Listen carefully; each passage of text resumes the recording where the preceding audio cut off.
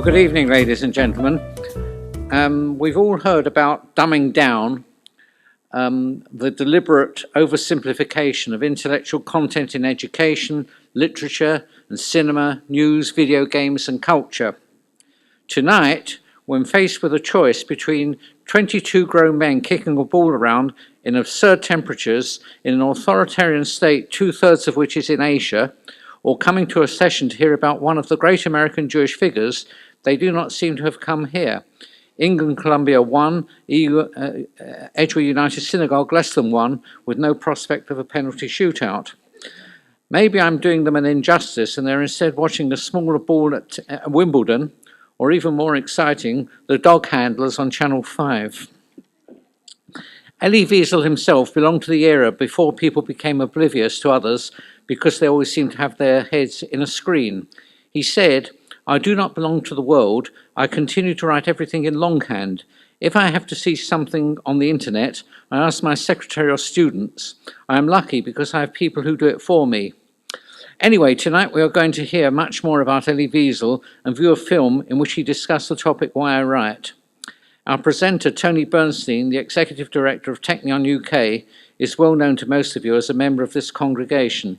I know that you're going to have an interesting evening, since he prepared a similar evening for my Bournemouth Hebrew congregation programme back in October 2006. Tony. Thank you, Spencer, for inviting me to speak this evening. It was a good choice of date that you wouldn't have known, and I'm delighted to be here. And also thank you, Tony, for setting up this fantastic set of equipment and all the work that goes into it. I mean, you really do a very, very professional and thorough job. And thanks to everybody who set this evening up with the refreshments at the back and making it a really nice evening. And I'll try and do my bit as well. So, as Executive Director of Technion UK, I speak to groups across the country about the Technion, which is Israel's University of Science and Technology. And when I mention that my office, the role of my office, is primarily a fundraising operation, at this point, around 10% of the audience suddenly find they have to be somewhere else straight away. But clearly that's not the point, and that's not the case this evening, because it's not about fundraising. And I'm delighted no one's left yet, quite yet. So this evening is about Elie Weisel and why I write. And Elie is going to give an answer to the question of why he wrote in a film we're going to show. Now, it doesn't take much searching on the internet to learn about Elie Weisel's life. So there's really no point in me telling you a lot about Elie Weisel's life. And some of you will have read the many books that he's written. But very briefly, Elie was born in 1928 in Sighet, now part of Romania. He was 15 years old when he and his family were deported by the Nazis to Auschwitz. His mother and younger sister perished. His two older sisters survived. Elie and his father were later transported to Buchenwald, where his father died, beaten by a German guard in front of his eyes, shortly before the camp was liberated in 1945. Elie went on to study at the Sorbonne in Paris and took up journalism. And a friend of his, François Mauriac, a French Nobel laureate, encouraged him to write about his experiences in the camps. And that book was first published as And the World Would Remain Silent in 1956.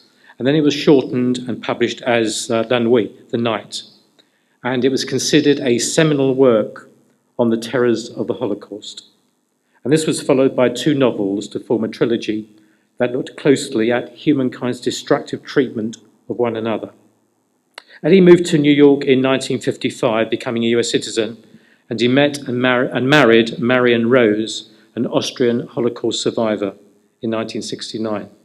He went on to write many books and became a legendary international activist, orator, and a figure of peace.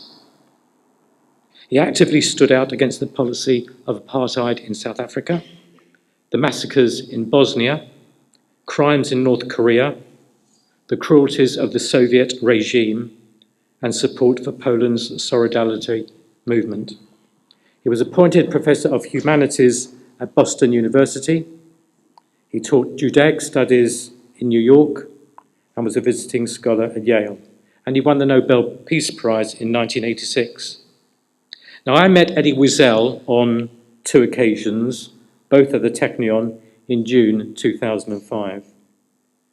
On the first occasion, he was giving a talk to a group of students. I was meeting a friend there. I went into the hall. It was a bit early where he was due to speak. It was earlier than scheduled. And there was one man sitting in the front row on his own.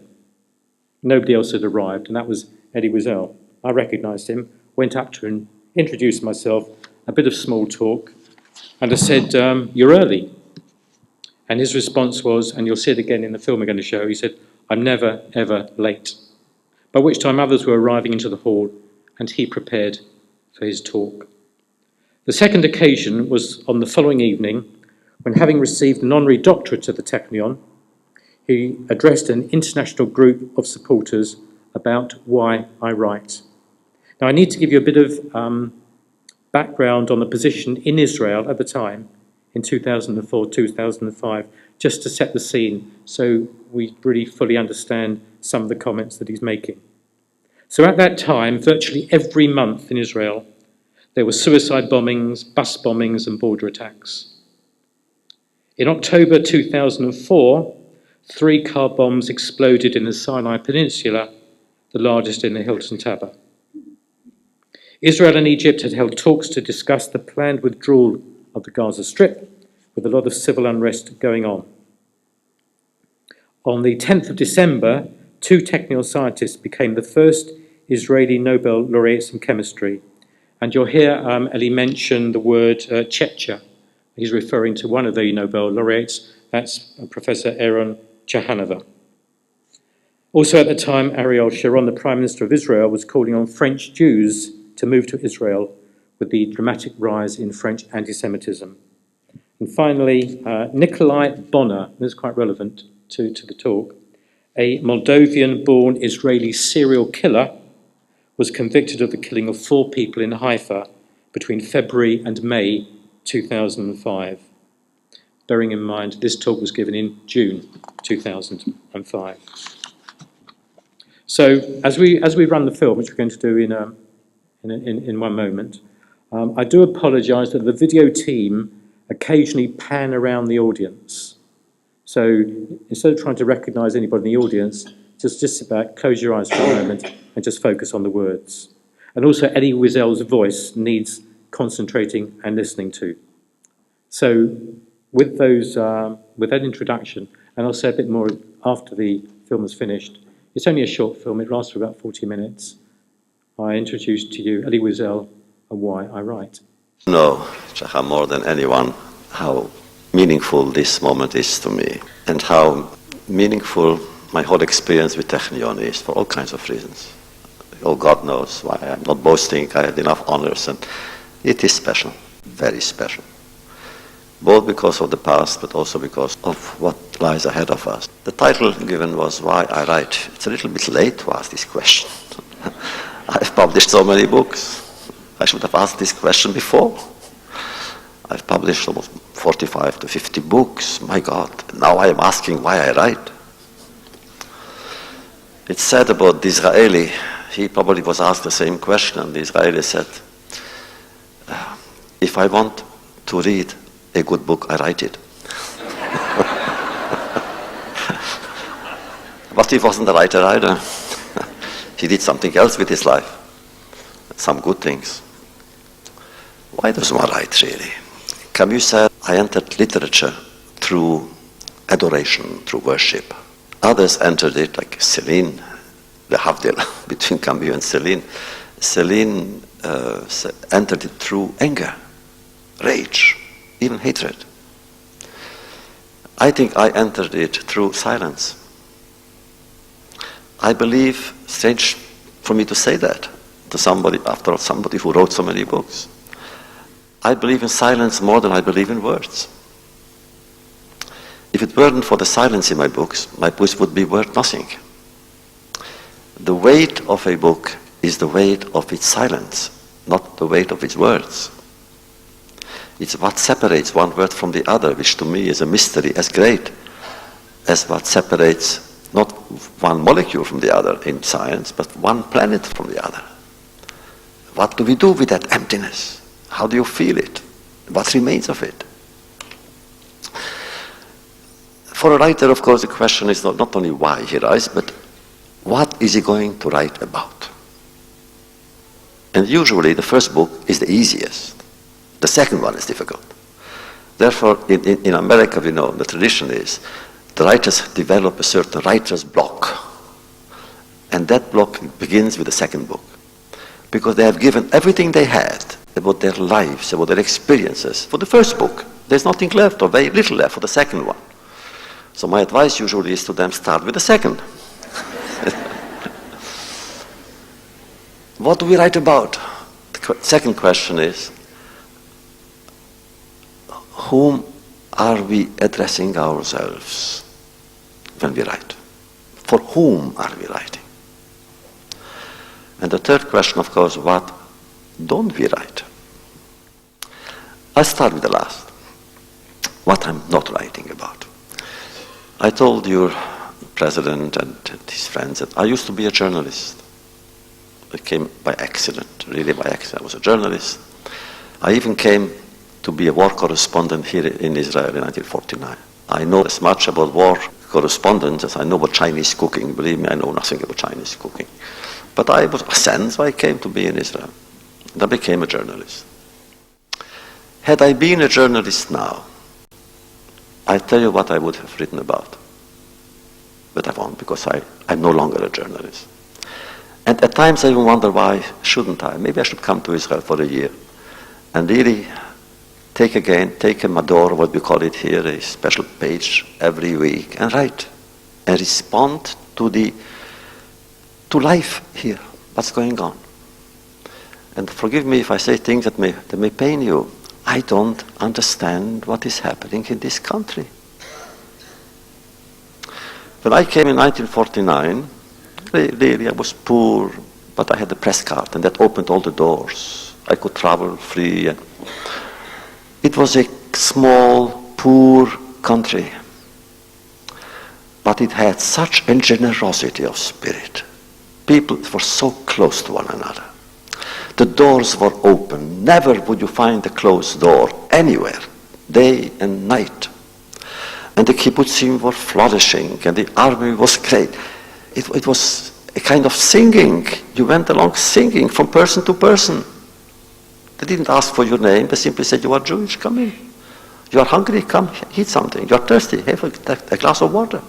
Never do I remember a trial of murder in those years in Israel. Never. Yeah, stealing, of course, why not? After all. Cheating, why not? Okay. Cheating, income tax, whatever. Cheating in the 50th Senate to bring in. I remember in from Paris. I was asked to bring naknik, and I would bring naknik in my bags. Too much. Okay, you cheat. You say you have one. You had two. Big deal. Okay. But murder. My friends, in the history of 1,000 years of Jews in Eastern Europe, I checked. 1,000 years of Jewish life in Europe, Eastern Europe. I'm not speaking about the ritual murders, what we call in Hebrew alilat dam, but murder. There was only one case of a Jew being accused of murder. They called him Reinitz. He became almost a verb. Don't be a Reinitz. Don't be a murderer. One in 1,000 years. Jews were murdered. But Jews somehow didn't murder. And today it breaks my heart. I open every day the newspaper here. Oh my God, what's happening here? I'm not saying it, I hope you understand, in an accusatory way. I cannot. I would never say anything derogatory of Israel. Ever. I made a neder. I made a vow from the very beginning of my life that I will only be a Melitz Yosher. I can be a defender of Israel, of Israel's name, of Israel's honor, of Israel's image. Never be a category. I will never be an accusator.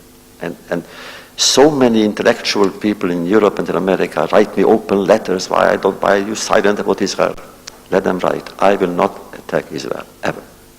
Unless I come and live here and share your pain and your fears and your joys, that's something else. But to live in New York, teach in Boston, and come and tell you what to do, I cannot do that. But it hurts. What happened?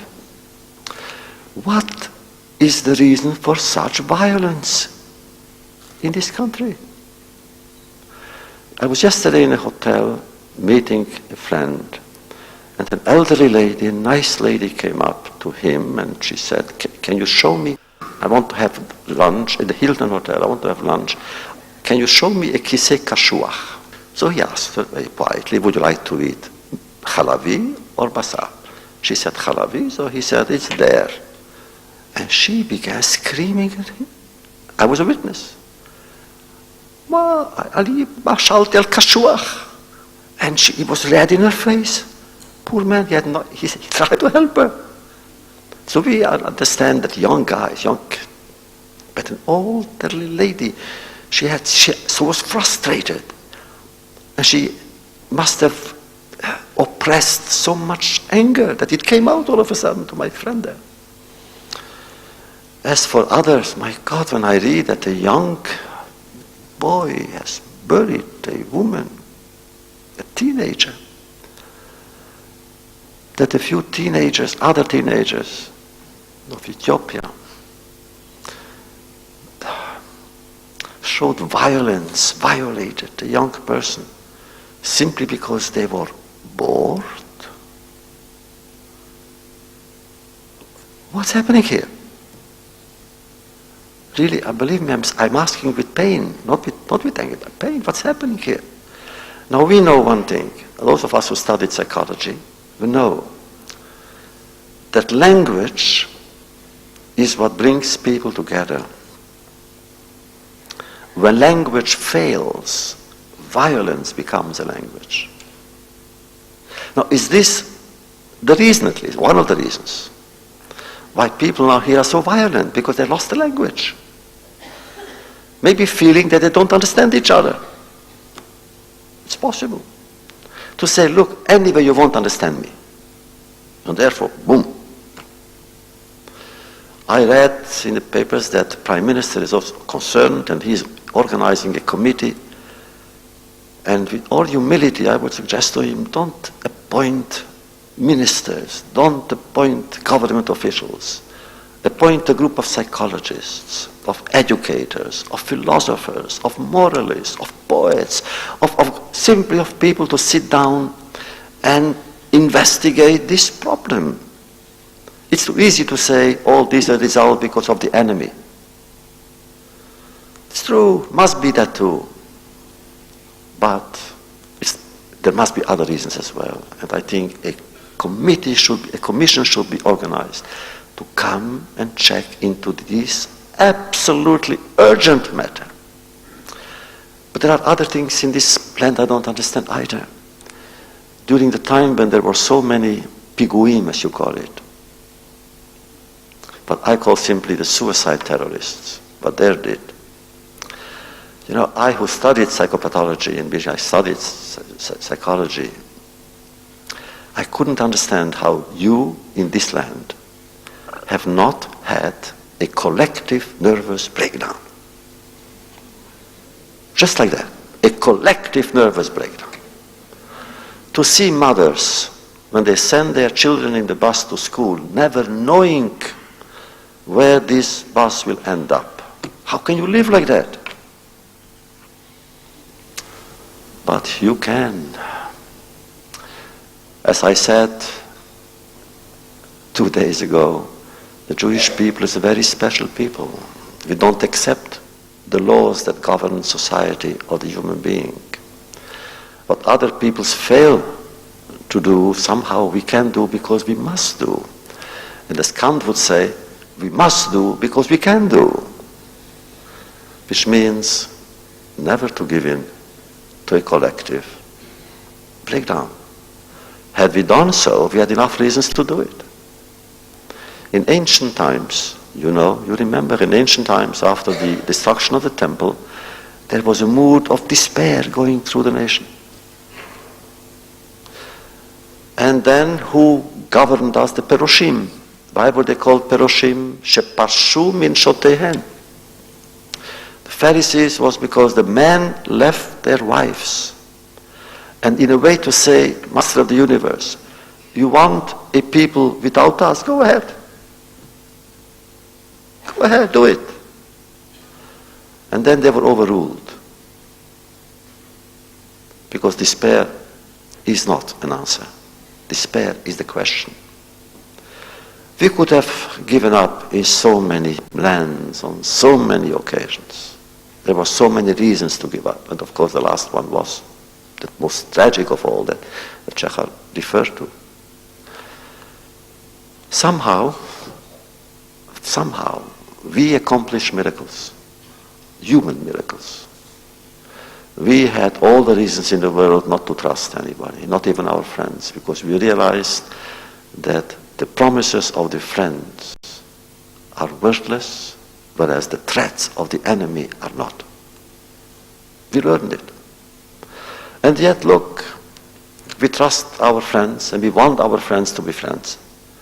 And when I see a stranger in the street, I don't see in him an enemy, not even an adversary, but a companion, whoever that stranger is. And that's how I want my son to live.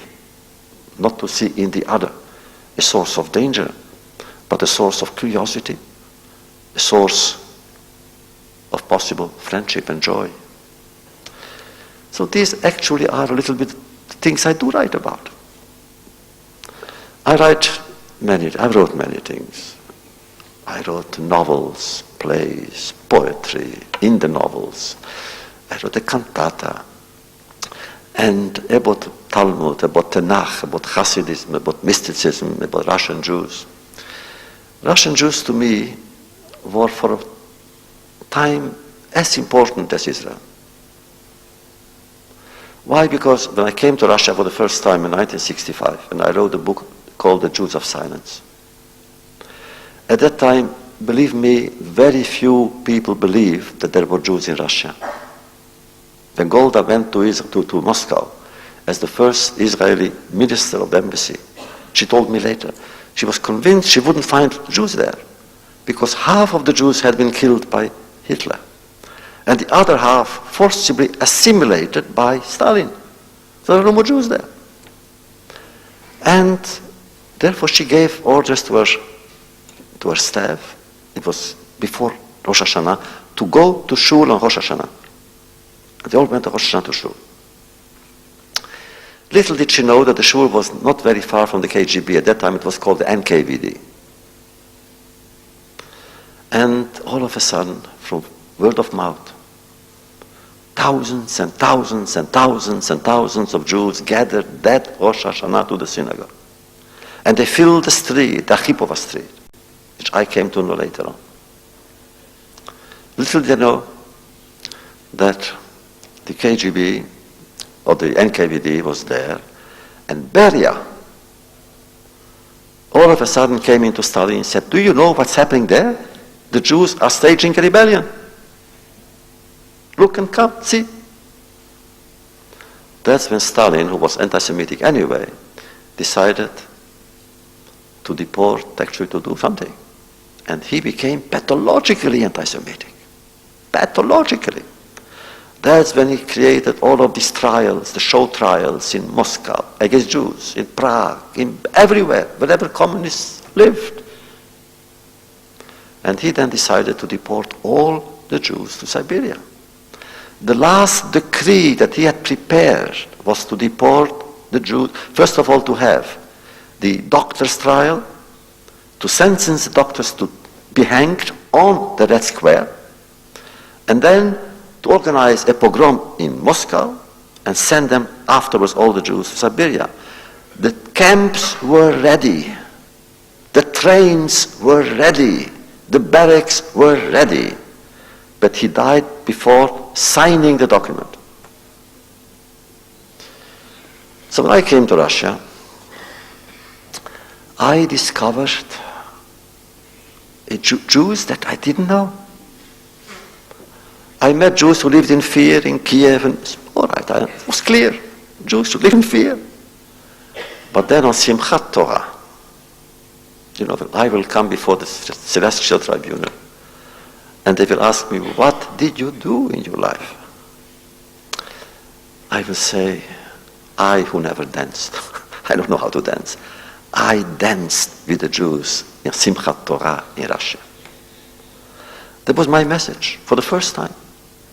I described again thousands and thousands and thousands of young people who came to swear allegiance to our people.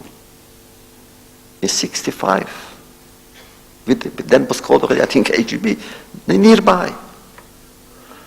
And that carried me. I'll never forget a young, beautiful girl with dark hair. And she was a choir conductor. I used to be a choir conductor in the children's home when I lived in Paris. So I felt an affinity. Also, she was very beautiful. And she said something in Russian. I had an interpreter. She asked, who are we? And they answered, hundreds of them, Yevrei. What do you want to be? Yevrei. What shall we be? Yevrei. And my heart, again. And then I asked her, tell me, what does it mean to you? She said, yes, we are Jewish. I said, how do you know what it means to be Jewish? She said, I read the Pravda and the Izvestia, the Jews are the imperialists, the colonialists, and so forth, and so forth. I said, then why do you want to be Jewish? She said, well, I left her.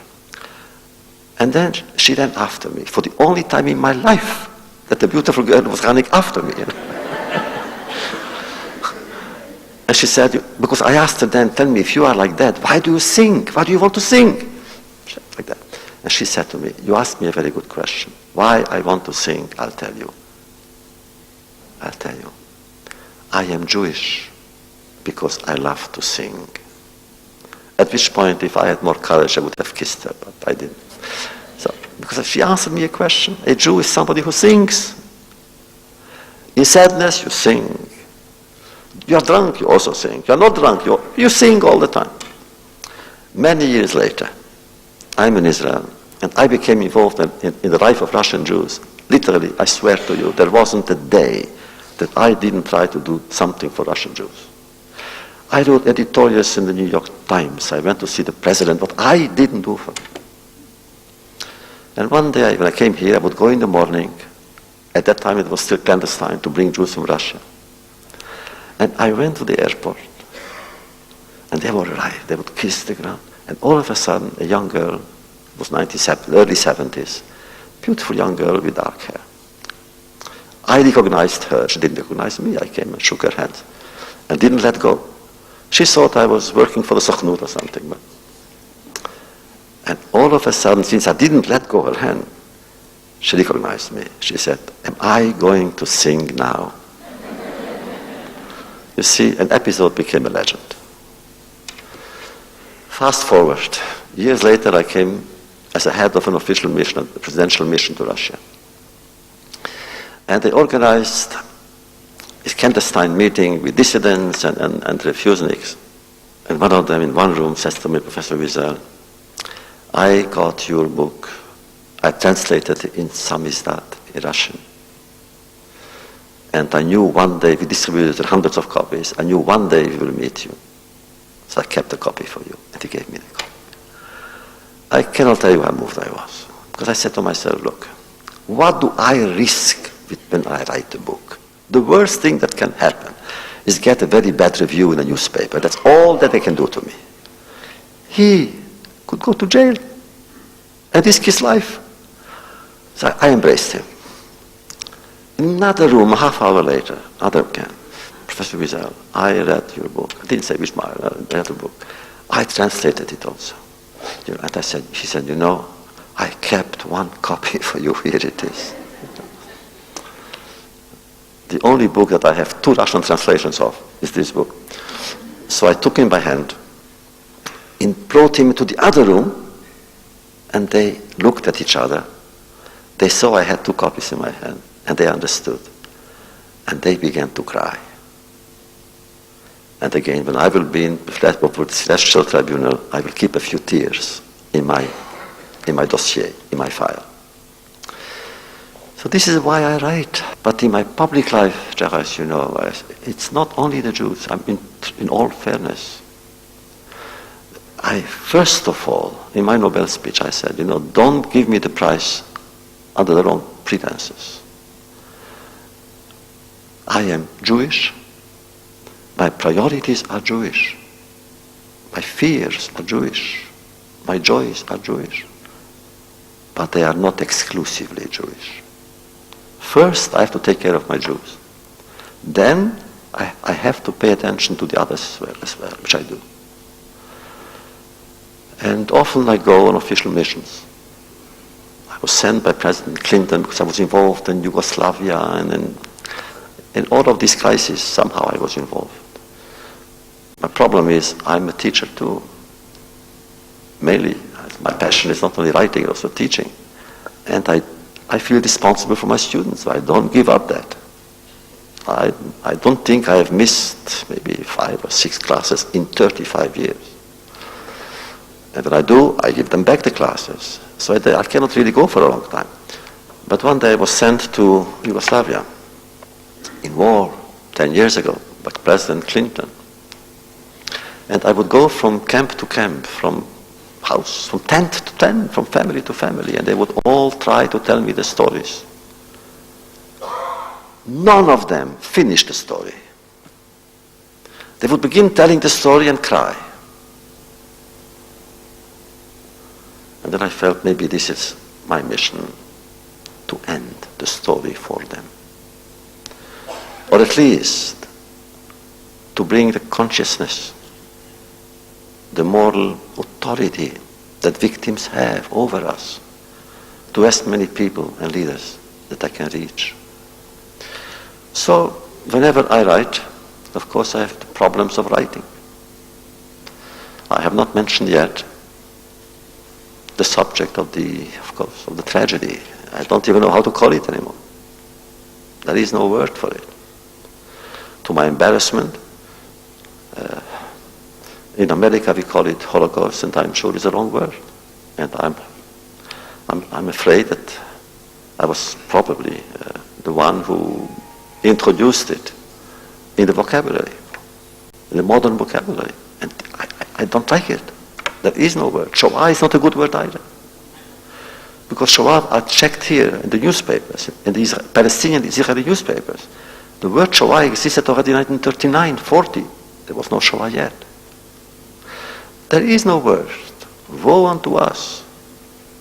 The enemy has committed crimes of such magnitude that he deprived us of the language to speak about it. And therefore, silence. That too. I told friends of mine last night, I said, look, I know lately there are a lot of ceremonies, a lot of public demonstrations, and I am not sure that I'm going to continue with them, because somehow I'm afraid each time that they may become spectacles, and I'm against spectacles. This subject is so personal, so delicate, that one should tremble before speaking about it. We should say, before speaking, we should be worthy of it. And if we don't, then we shouldn't speak about it. So I have not written much about that. A man named Robert McAfee Brown, was one of the greatest theologians in America, he wrote about me, and he said, quoted me saying that I have written very little about that subject, which is true, but at the same time he says whatever he wrote about me is about it. Even if I wrote about the Bible, somehow it's about that. I'll give you an example. I wrote about Cain and Abel. You mentioned Cain and Abel, Shachar. Yes. I never understood why the Torah begins the recorded story of humanity with two brothers. Two that began with Adam and Chava, Adam and Eve. Okay, we cannot do without them, all right. But why should it begin with Cain and Abel? Two brothers, and one becomes the killer or the victim of the other. The only brothers, the only teenagers in the world then. And why do we have the story? Is it to teach us that it's possible to be brothers and enemies? Enemy brothers? And today, it's open any newspaper. You know how true it is. In Ireland because of religion, in Yugoslavia because of that, in Cambodia because of an idiot, of a horrible man called Pol Pot. But brothers? And I say I prefer to think that the story begins to teach us that whoever kills his brother. So it's true, naturally. You can relate it to our experience. The enemy did not understand that when he tried to kill the Jewish people, actually he inflicted not only wounds, but the curse of mourning of his own people and of the whole world.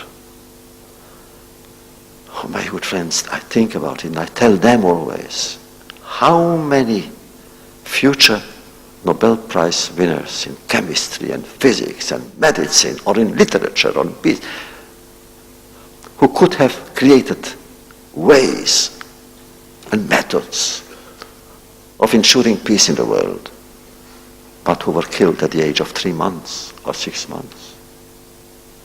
And they want to tell us that they didn't inflict damage to themselves as well. We Jews are pioneers. We are not only the only people of antiquity to have survived antiquity. We are also a people who are somehow pathfinders.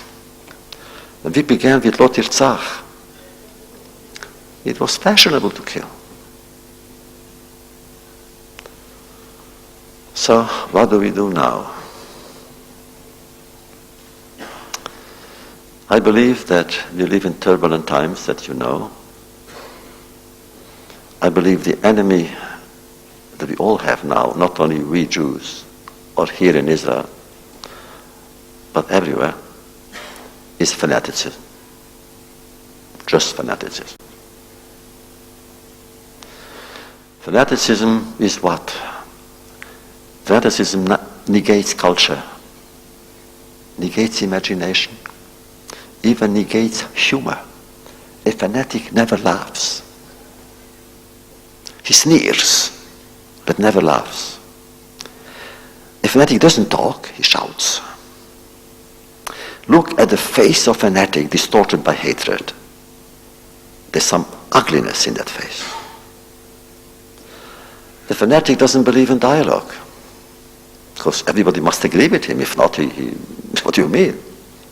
The fanatic feels superior only when he can treat others as inferiors. The fanatic, worst of all to me, doesn't believe in questions, only in answers, his answers to our questions. And we Jews love questions.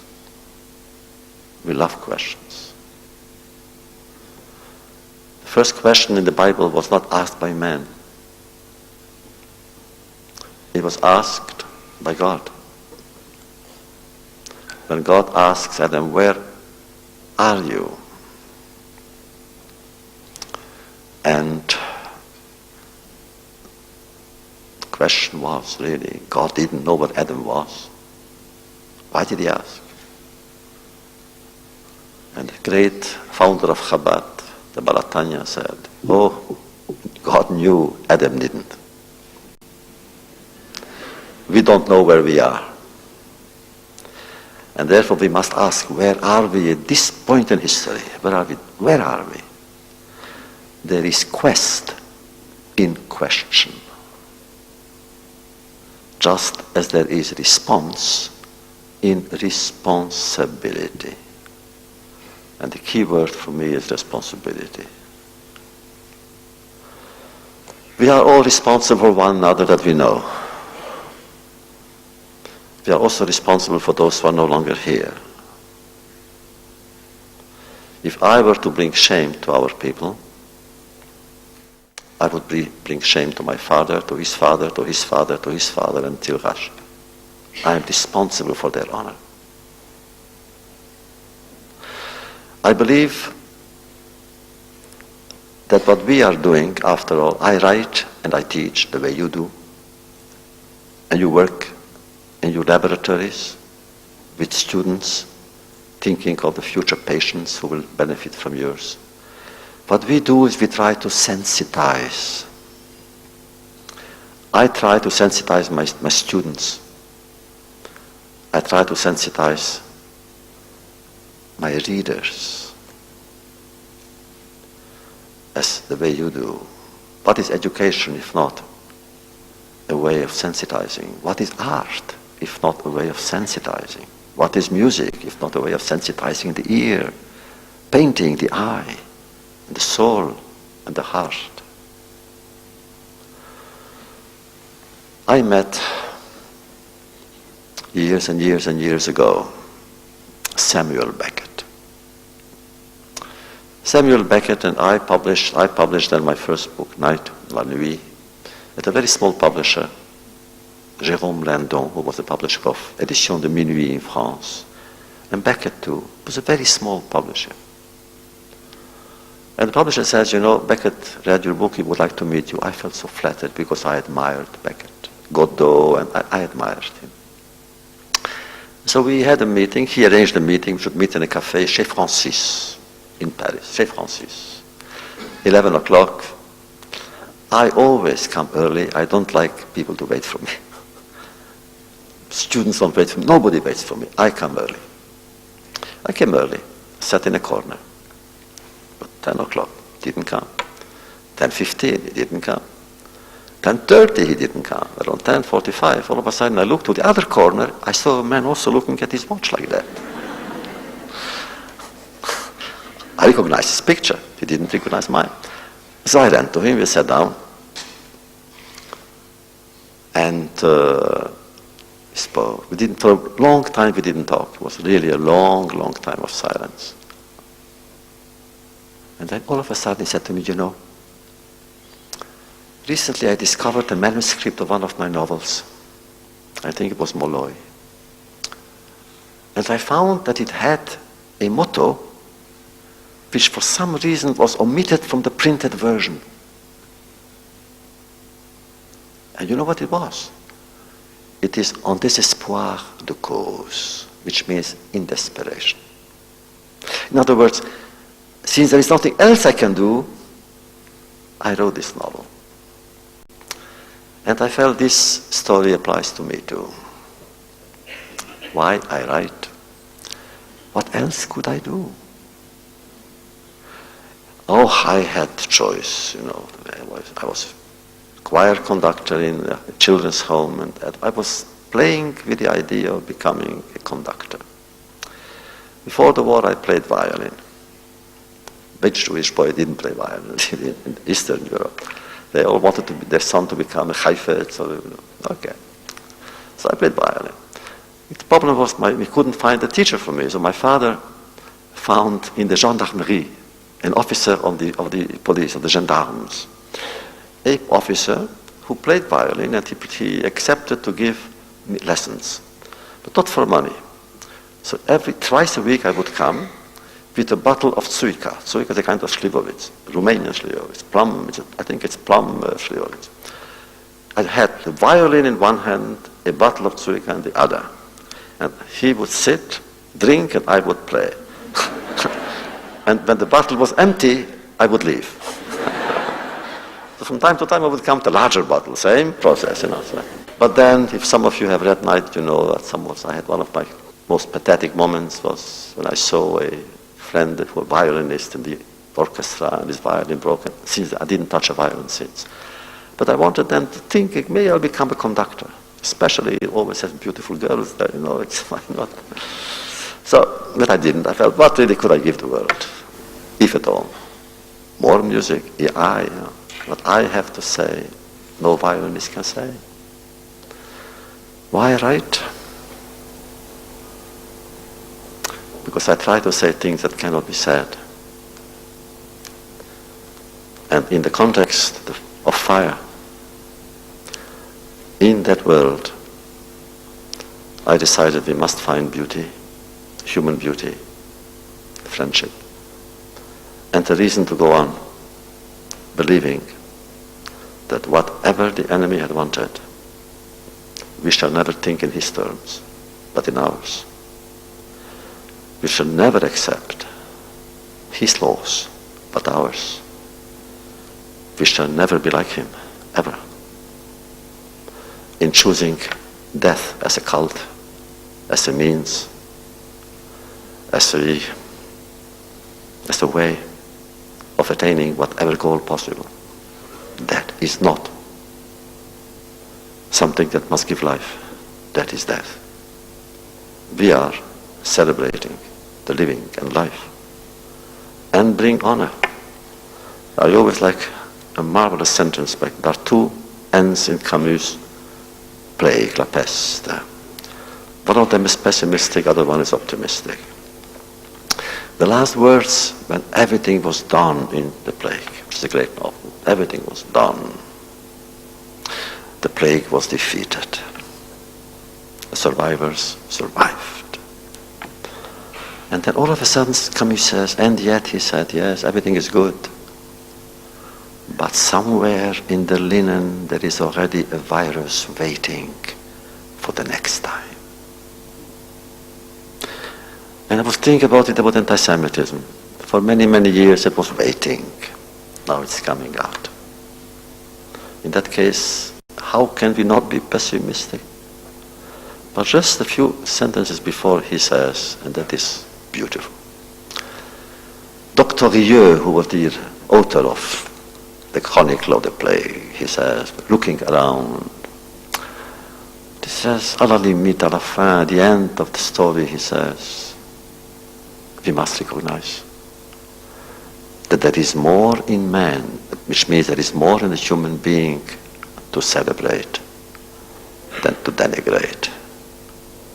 And surely in this place, Mr. President, in the Technion, my dear Czecha, in this place you have shown that there is more in the human spirit to celebrate than to despair. Thank you.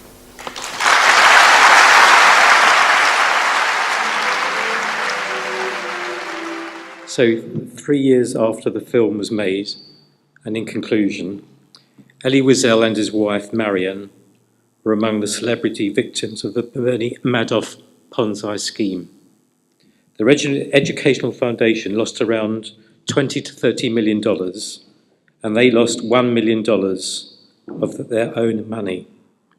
And he said, all of a sudden, everything we had done in 40 years, literally my books, lectures, university salary, everything was gone.